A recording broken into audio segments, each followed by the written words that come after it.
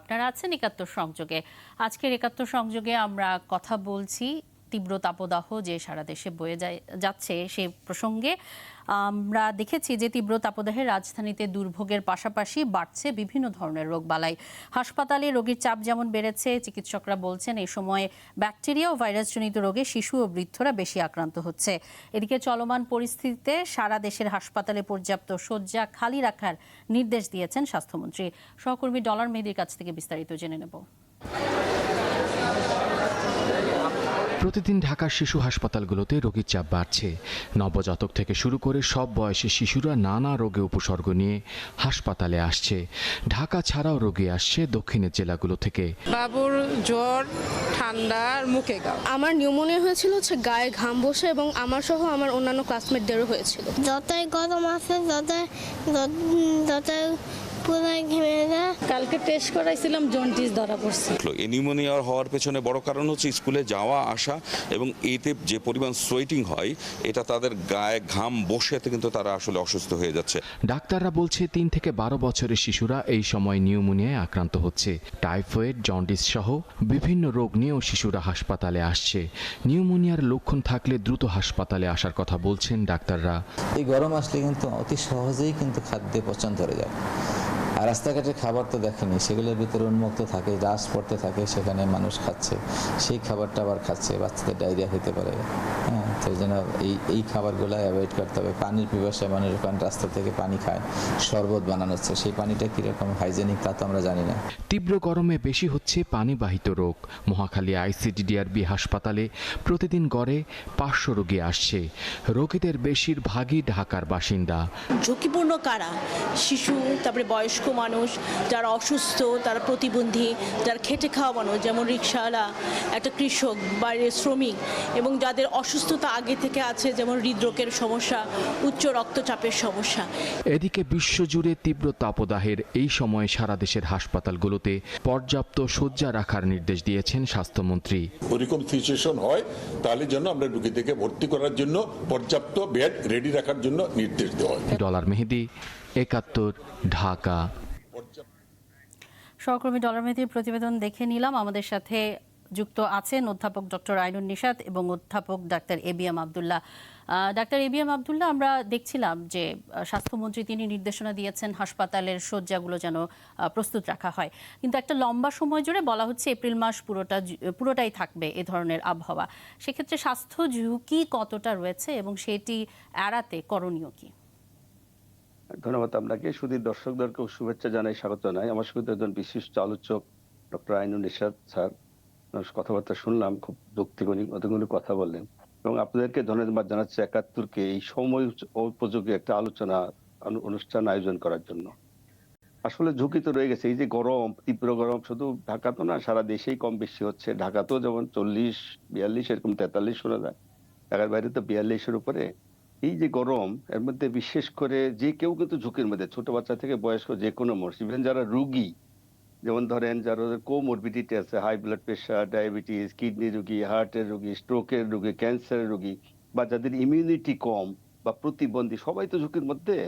সবচেয়ে ঝুঁকি যে কথাটা আপনি শুরুতেই বলছেন, আমার প্রতিবেদনও দেখলাম, যারা কর্মজীবী মানুষ, দিনের দিন খায়, কৃষক, শ্রমিক, খেতে খামারে কাজ করে, রিক্সাওয়ালা, রাস্তার ধারে দেখি অনেকগুলো বয়স্ক মহিলাও কিন্তু ইট ভাঙতেছে, পাথর ভাঙছে, এগুলো কাজ করছে। তাদের ঝুঁকিটা তো অবশ্যই বেশি, পেটের দায়ে কাজ করতে হচ্ছে। তো তাদের প্রথম যে ঝুঁকিটা হয়, রোদের মধ্যে দীর্ঘকাল কাজ করলে, একটা হয় যে তার ডিহাইড্রেশন হয়, পানির শূন্যতা। ঘাম দেয়, পানি বেড়ে যায়, ঘামের সাথে কিন্তু আবার লবণ বেড়ে যায়, পানিও বের হচ্ছে, লবণ। তাতে হবে কি, তার দুর্বল, ক্লান্তি, টায়ার্ড, অস্থিরতা এগুলো লাগবে, প্রেশার কমে যায়, পালস কমে যায়, প্রস্রাব কমে যায়, রোগী খুব খারাপ অনুভব করে। এই একটা প্রবলেম, এটা তো কম হচ্ছে। আবার এই রোগগুলো বিশেষ করে যারা রাস্তায় কাজকর্ম করে, ওই দেখবেন রাস্তা থেকে কত রকমের শরবত, গুড়ের শরবত, আখের শরবত, লেবুর শরবত, ফলমূলের, এগুলো খাচ্ছে। সেটা কতটুকু বিশুদ্ধ পানি সবাই তো আমরা কেউ জানি না, এগুলো তো বিশুদ্ধ না হওয়ার সম্ভাবনা তো বেশি। আবার ওই ওপেন খাওয়া দাওয়া করছে, আগে খোলামেলা ধুলাবালি পড়ছে, মাছি পড়ছে, মশা পড়ছে, ওইগুলো আবার ঢাকেও না, আবার কেউ কেউ দৈনিক পত্রিকা দিয়ে ঢেকে রাখতেছে, এগুলো আবার খাচ্ছে। খেয়ে তাদের ডিহাইড্রেশনের প্রবলেম হচ্ছে, ডায়রিয়া জনিত রোগও কিন্তু বাড়ছে, এবং খাদ্য পানিবাহিত রোগগুলো বাড়ছে। ডায়রিয়া থেকে শুরু করে এই ধরেন টাইফয়েড, প্যারাটাইফয়েড, জন্ডিস, এগুলো কিন্তু বেড়ে যাচ্ছে। এটা কিন্তু ডেঞ্জারাস থিং। আরেকটা জিনিস বলতেই হয়, আজকে আপনি জানেন আজকে পর্যন্ত আমরা মিডিয়াতে দেখলাম 4 জন লোক কিন্তু মারা গেছে হিট স্ট্রোকে, যারা দীর্ঘক্ষণ ঘন্টার পর ঘন্টা রোদে দাঁড়ায় বা বসে যে কোনো রোদে থেকে যারা কাজ করে, একটা পর্যায়ে বডির যে আমাদের যে টেম্পারেচার রেগুলেটিং সেন্টার এটা কিন্তু ফল করে যায়, বডি আর এই টেম্পারেচারটা তাপমাত্রাটা নিয়ন্ত্রণ করতে পারে না। দেখা যায় শরীরের টেম্পারেচার বাড়তে বাড়তে 104-5 105 ডিগ্রির উপরে উঠে যাচ্ছে। ওই সময় দেখবেন গায়ে হাত দিলে গাটা গরম, ঘাম কিন্তু বন্ধ হয়ে যায়। এই যে হাই টেম্পারেচার 105-এর উপরে আবার দিকে ঘাম বন্ধ হয়ে গেছে, এই যদি অবস্থা হয় তখন শুরুতে আক্রান্ত ব্যক্তি মাথা ঘোরা, মাথা ব্যথা, দুর্বল, বমি এগুলো হয়। একটা পর্যায়ে সে কিন্তু অজ্ঞান হয়ে যেতে পারে। এটাকেই বলে হিট স্ট্রোক। এটাই খুব ডেঞ্জারাস। অলরেডি আজকে পর্যন্ত আমি খবর পেলাম 4 জন লোক কিন্তু হিট স্ট্রোকে মারা গেছে এই 2-3 দিনের মধ্যে। এটা কিন্তু মোর ডেঞ্জারাস। সময় মতো চিকিৎসা না নিলে রোগী মারা যাওয়ার ঝুঁকিটা কিন্তু সবচেয়ে বেশি আর কি। এটা খুবই ডেঞ্জারাস। সেই জন্য যারা যারা আক্রান্ত হচ্ছে সিম্পল এই যে ডিহাইড্রেশন, ডায়রিয়া জনিত রোগ, হিট স্ট্রোক, এই প্রবলেম গুলো কিন্তু সবচেয়ে বেশি হচ্ছে এবং যে কোনো বয়সের মানুষ ঝুঁকির মধ্যে, বিশেষ করে যারা কাজে কোনো বাইরে থাকেন তাদের ঝুঁকিটা কিন্তু সবচেয়ে বেশি আর কি। এটাই বেশি হচ্ছে এখন। জি, এই বিষয়ে নিশ্চয়ই সচেতনতা বাড়ানো অনেক প্রয়োজন, সবার কাছে যেন তথ্য যায় কোন পরিস্থিতিতে কি করণীয়। অধ্যাপক ডক্টর আইনুন নিশাত, আপনার কাছে আসতে চাই। আমরা পরিবর্তিত পরিস্থিতিতে সবসময় বলে থাকি যে আসলে খাপ খাইয়ে চলার চেষ্টা করি। এই যে আবহাওয়ার যে পরিবর্তন বা আমাদের প্রচণ্ড গরম অনুভূত হচ্ছে, এটা আমরা সহ্য করতে কষ্ট হচ্ছে, এর একটি প্রভাব তো ফসলের উপরও থাকে। আবহাওয়া যখন পরিবর্তিত হয় তখন ফসলের উৎপাদনের উপরও থাকে। জনজীবন এবং ফসলের উৎপাদনে সবকিছুতে যদি আমরা খাপ খাইয়ে নিতে চাই, সেক্ষেত্রে আমাদের করণীয় কি?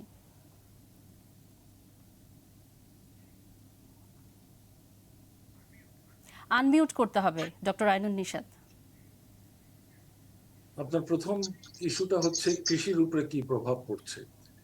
জলবায়ু পরিবর্তনের ব্যাপারে আমাদের এই যে বিভিন্ন বিষয়ে পরিবর্তন হচ্ছে, আবহাওয়ার বিভিন্ন parameter, nap national adaptation plan, সেখানে বলা হয়েছে পরিষ্কার যে 5 ধরনের নতুন বীজ প্রয়োজন। একটা হচ্ছে ডুবে থাকার সহ্য করতে পারে, ফ্লাড বাড়বে। একটা হচ্ছে দীর্ঘ সময় অনাবৃষ্টি সহ্য করতে পারে, অর্থাৎ খরা বাড়বে। তৃতীয় হচ্ছে তাপ সহ্য করতে পারে। চতুর্থ লবণাক্ততা সহ্য করতে পারে। পঞ্চম হচ্ছে তার ফলনের জন্য সময়টা কম লাগবে। এর মধ্যে 4 ধরনের বীজ কৃষিবিদরা তৈরি করেছেন। হিট সহ্য করতে পারে, এটা এখনো হয়নি। তবে ইতিমধ্যে যে হিটটা আমরা দেখতে পাচ্ছি, এটাকে কিন্তু খুব বেশি অস্বাভাবিক আমি বলবো না। 1 ডিগ্রি, 2 ডিগ্রি, 3 ডিগ্রি এটা আমরা সাধারণ মানুষ বুঝি না, এটা গাছপালা বোঝে, তাদের জন্য এটা প্রয়োজন। আজকে যদি টেম্পারেচার, যেমন এই যে ভাই রাজশাহী থেকে যশোর থেকে কথা বললেন, তিনি বললেন যে সেখানে টেম্পারেচার 33, আর আমি এখন এই ইন্টারনেটে ঢুকে দেখলাম ঢাকায় হচ্ছে 31। এই 33 আর 31 বোঝার মতো ক্ষমতা আমাদের নাই, আমাদের চামড়াতে কিংবা।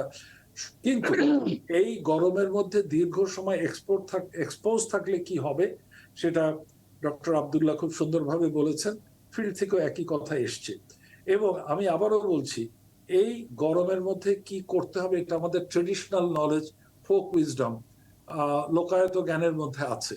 এই রোদের মধ্যে যাবে না যদি তার কর্মক্ষেত্র। সেই জন্য আমি বলেছি যে আমাদের মাঠে কাজ করার সময়টা বদলাতে হবে। যে ইটের ভাটার কাজ করেন, ডাক্তার সাহেব ঠিকই বললেন, যে নির্মাণ শ্রমিক, যে পরিবহন শ্রমিক, রিক্সা চালককে আমি পরিবহন শ্রমিক বললাম, তাদেরকে তাদের কাজের সময়টা কিছুটা বদলাতে হবে। গরম থেকে, ডাক্তার সাহেবদের কথাই আমি পড়েছি খবরের কাগজে, তাদের কথা থেকে আমি পিক আপ করছি যে গরমের থেকে বাইরের থেকে এসছেন, সাথে সাথে পানি খাবেন না। ওনারা বলছে একটু বিশ্রাম নিয়ে, এবং ঠান্ডা পানি ফ্রিজ থেকে বের করে খাবেন না। আমি তো ফ্রিজ থেকে বের করে ঢকঢক খেতাম। এখন এই যে গরমটা, আমি যেটা আপনাকে বলতে চেষ্টা করছি বারবার, এইটার উন্নতি হবে না। এই অবস্থা চলতে থাকবে এখন থেকে। অর্থাৎ এটাকে বিরাট একটা না বলে এটার জন্য প্রস্তুতিটি নিতে হবে। প্রস্তুতি তো বলা হচ্ছে, ডাক্তার সাহেবরা পরিষ্কার বলছে, স্বাস্থ্য বিভাগ ইতিমধ্যে বিজ্ঞপ্তির আকারে প্রকাশ করেছে, এবং এই 1 ডিগ্রি, আধা ডিগ্রি, 1.5 ডিগ্রি এটাতে কিছু আসে যায় না। কিন্তু বিজ্ঞানসম্মতভাবে আমরা দেখতে পাচ্ছি এখন থেকে আগামী 8-10 দিন তাপ কমবে না।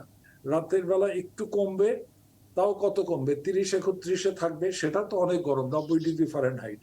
কাজেই এই তাপমাত্রা এখন থেকে চলতে থাকবে, খুব বেশি ব্যতিক্রম হয়নি। এই ব্যতিক্রমটা খুব বেশি যে বেড়েছে, এটা বেড়েছে আমি মানতে রাজি না। সমগ্র বিশ্বের গড় তাপমাত্রা 1.5 ডিগ্রি বেড়ে গেছে এবং আমি ভয় পাচ্ছি আমাদের এখানে এখন থেকে 20-30 বছর পরে 2 ডিগ্রি সেলসিয়াস 2.5 ডিগ্রি সেলসিয়াস, বিজ্ঞানীরা একবার বলেছিলেন গত বছর 3.7 বাড়বে 40-50 বছরে, এখন বলছে যে পৃথিবী যদি প্রচুর চেষ্টা করে তাহলে 2.7 ডিগ্রি সেলসিয়াস বাড়বে। কাজেই এটাতে আতঙ্কিত না হয়ে ডাক্তার সাহেবরা যে পরামর্শ দিচ্ছেন জীবনযাত্রার জন্য যা করা দরকার, স্কুল আরো আগে ছুটি হওয়া উচিত ছিল, যখন 36-37 হয়েছে তখনই ছুটি দেওয়া যেতে পারত। বিশ্ববিদ্যালয়গুলো কি করছে এখন? সব ইন্টারনেটের মাধ্যমে, জুমের মাধ্যমে তারা ক্লাস নিচ্ছে। বিকল্প ব্যবস্থা করতে হবে। আমি জানি ইন্টারনেটে ক্লাস নেওয়া সামনাসামনি ক্লাস নেওয়ার মতো এফেক্টিভ না, কিন্তু কি করা যাবে? সেই ক্ষেত্রে শিক্ষা বর্ষটাকে ঠিক রাখার জন্য আমরা জুমের ব্যবস্থা করতে পারি। কৃষির ক্ষেত্রে কিছুটা পরিবর্তন হবে, কিছুটা, এবং আমরা আশা করতে পারি যে এই সময় বৃষ্টিপাত বাড়বে, কিছু কালবৈশাখী হবে, কিন্তু এটা হঠাৎ করে হবে, এটা অঙ্ক কষে প্রেডিক্ট করা যাবে না যে 3 দিন পরে হবে, 4 দিন পরে হবে। এটা কালবৈশাখীর সময়, প্রচন্ড গরম হওয়ার সময়, পিচ গলার সময়, যেটা যশোরের লোক পিচ গলতে দেখছে, তাই না? বাইরে যাবেন না। আর ডাক্তার সাহেবের যে কথা বলছেন যে সেই সতর্কতাগুলো একবারই মেনে চলতে হবে। জি, আপনার কাছে আবারও আসবো। এবিএম আব্দুল্লাহ, আপনার কাছে একটি প্রশ্ন রাখতে চাই, সেটি হচ্ছে এই যে আমরা দেখছি যে যদি রাস্তায় আমরা দূষিত শরবত সেটি বিক্রি হয় বা সেটির উপর আসলে ভরসা রাখা যাচ্ছে না, আবার ধরুন একেবারে মিনারেল ওয়াটার কিনতে সেখানটাও একটা নির্দিষ্ট পরিমাণ টাকার প্রয়োজন। আমরা যদি খেটে খাওয়া মানুষের কথা বলি, ডাবের দাম অনেকটা বেড়ে গেছে, এই ধরনের পানীয়র কথা যদি বলি, সেক্ষেত্রে খেটে খাওয়া মানুষদের খুব সহজে তারা সতর্কতা মেনে চলতে পারেন, সুস্থ থাকতে পারেন, সেজন্য এক্ষেত্রে আসলে আপনি কি ধরনের পরামর্শ দেবেন? আমার প্রথম পরামর্শ হলো, শুরুতেই যেটা আমি বলতে চাচ্ছিলাম সেটা হলো অযথা অপ্রয়োজনীয় কেউ বাইরে যাবেন না। অযথা, যাদের বাধ্য হয়ে আছেন তাদের কথা আমি আসছি, যাদের কাজ করতেই হয়, যাদের সম্ভব হলে সকালবেলা, যাদের সম্ভব বিকেলবেলা, এইভাবে এর মধ্যে কাজ অ্যাডজাস্ট করে নেবেন, করলে ভালো হয় যদি পারা যায়। আর যারা একদম পারবেন না, তাদের দিনে বাধ্য হয়ে যেতেই হবে, তারা বলবো যে বাইরে অবশ্যই তারা যাবেন, রিক্সাওয়ালা বলবেন বা শ্রমিক বা খেটে খাওয়ার মানুষ সবাই অবশ্যই সেটা ছাতা নিয়ে যাবেন। ছাতাটা কিন্তু অনেকটা প্রোটেকশন দেবে আমাদেরকে। ছাতা মাঝে মধ্যে যে ক্যাপ তো আমাদের দেশে পরে অভ্যস্ত, বড় হ্যাট বলে, বড় টুপির মতো, এটাও কিন্তু পড়তে পারেন, তাতেও কিন্তু হিট থেকে প্রোটেকশন দেবে। সেকেন্ড হলো, অনেকক্ষণ দীর্ঘক্ষণ রোদে কাজ করবেন, 1-2 ঘন্টা কাজ করলে আবার কিছুক্ষণ একটু ছায়াযুক্ত স্থানে বসবেন। একটানা রোদে থাকলেও যে হিট স্ট্রোকের ঝুঁকি যেটা আমি বললাম, এই ঝুঁকিটা কিন্তু বাড়বে। কিছুক্ষণ রোদে কাজ করলেন, কিছুক্ষণ ছায়াযুক্ত স্থানে আসবেন, এবং লিকুইড অবশ্যই পানি পান করতে হবে। পানি অবশ্যই যেন বিশুদ্ধ হয়। রাস্তাঘাটের ব্যাপারে যে খাওয়া দাওয়া, আমি বলবো যে এটা একদম খাবেন না আপনারা। এই পানি বিশুদ্ধ কিনা আমরা জানি না। এই শরবতের নামে যা যা বিক্রি হচ্ছে, কত সুন্দর, আবার রঙিন দেওয়ার মধ্যে রং কালার টালার দিয়ে আকর্ষণীয় করে, এগুলো কিন্তু মোটেই স্বাস্থ্যসম্মত না। ইভেন রাস্তাঘাট যে ওপেন খাওয়া দাওয়া, এগুলো যেন তারা অ্যাভয়েড করেন। পারতপক্ষে তারা ঘর থেকে যে টকবক করে পানি ফুটিয়ে এনে বোতলে যদি এনে খেতে পারেন, এটা খুব কঠিন ব্যাপার না। নিজের বাঁচার জন্য, নিজের স্বাস্থ্যের জন্য, রোগ ব্যাধি থেকে বাঁচার জন্য এতে তাদেরকে করতেই হবে, এটা করা উচিত। আরেকটা কথা আমার মনে হয় এই প্রসঙ্গে আমি বলে ফেলি, সেটা হলো, আপনি একটা কথা বলছেন যে রাস্তায় যারা খায়, বিভিন্ন রকমের খাওয়া দাওয়া, এটা তো সত্য। আমার মনে হয় সরকারি একটা আইন করতে পারে, প্রশ্ন নাই, এই রাস্তাঘাটের আজে বাজে খাওয়া দাওয়া ভিজিলেন্স টিম করতে পারে, তারা এগুলো একটু মাঝে মধ্যে দেখা দরকার, এগুলো স্বাস্থ্যসম্মত কিনা। খাওয়া দাওয়া গুলো ওপেন রাখছে তারা, ঢাকায় ফুটপাতে গেলে তো রোজার মধ্যেও আমরা দেখছি ইফতারের সময় সব খোলামেলা। এগুলো যেন একটা আইন করে, আইন যাতে প্রয়োগ হয়, আবার সেটার ব্যবস্থা করতে হবে, সেটার জন্য নজর রাখা হয়, এবং এই যে বিশুদ্ধ পানি সেটি রাস্তাঘাটে সরবরাহ করা যায় কিনা এই বিষয়টি নিয়েও হয়তো বা ভাবা যায়। অধ্যাপক ডাক্তার এবিএম আব্দুল্লাহ, অনেক ধন্যবাদ আমাদের সাথে যুক্ত হওয়ার জন্য। ডক্টর আইনুন নিশাত, আপনি আছেন, আমরা বিরতিতে যাচ্ছি, বিরতির পর আবারও আপনার কাছে ফিরছি।